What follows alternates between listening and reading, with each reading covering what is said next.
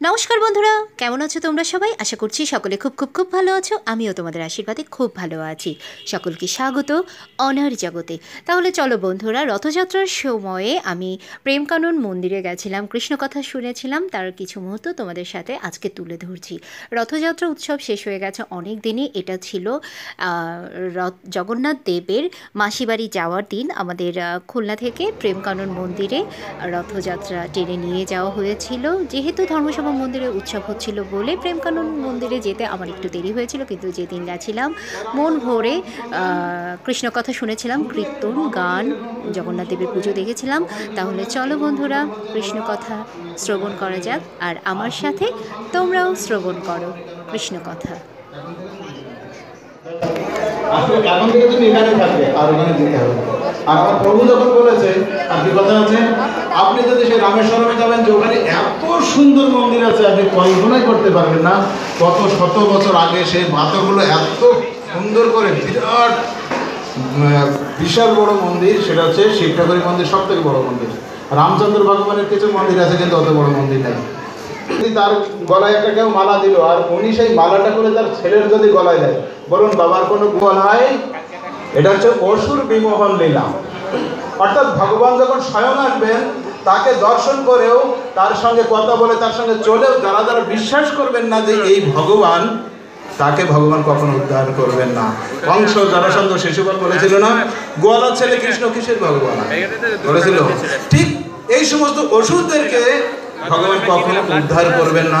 তাই এটাকে বলা হয় অসুর বিমোহন লীলা। ভগবান যদিও ভগবানকে দর্শন করলে সবাইকে উদ্ধার পাওয়ার কথা, কিন্তু শুধু যদি ভগবানের বিরুদ্ধে, অর্থাৎ ভগবান না মানে, তাহলে সে উদ্ধার পাবে না।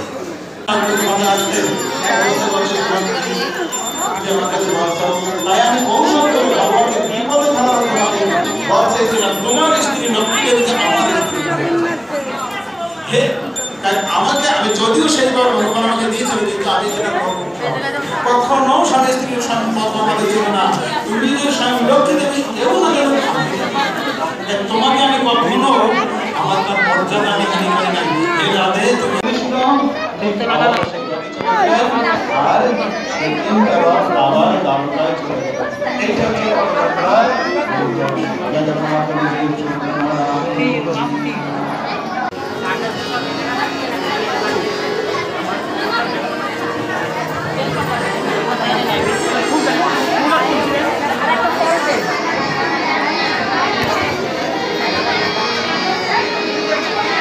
বর কবে আসবে? কি পড়তেছে দাদা? পড়াশোনা শেষ। হ্যাঁ, তো পড় করো কেন? চাকরি চাকরি অধ্যক্ষ গৌরেশ্বর নিমাই দাস ব্রহ্মচারী মহোদয়কে আমি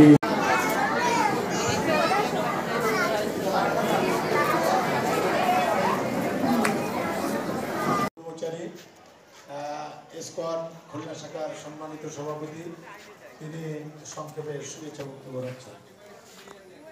রথযাত্রা উপলক্ষে শুধু যে পুজো, কৃষ্ণকথা শ্রবণ আর গান হবে সেটা তো না। রথযাত্রা উপলক্ষে রথের মেলারও আয়োজন করা হয়। আমরা কৃষ্ণকথা শ্রবণ করে, ঠাকুরকে দর্শন করে এখন বাড়ির উদ্দেশ্যে রওনা হব। কিন্তু রওনা হওয়ার আগে একটু রথের মেলায় দর্শন না করলে কি হয় বলো? দর্শন করে টুকিটাকি কিছু কিনে আমরা চলে যাব বাড়িতে। তো দেখা হবে তোমাদের সাথে অন্য কোনো একটি নতুন ভিডিওতে। ততদিন পর্যন্ত সবাই ভালো থেকো, সুস্থ থেকো, হাসি খুশিতে থেকো। টাটা।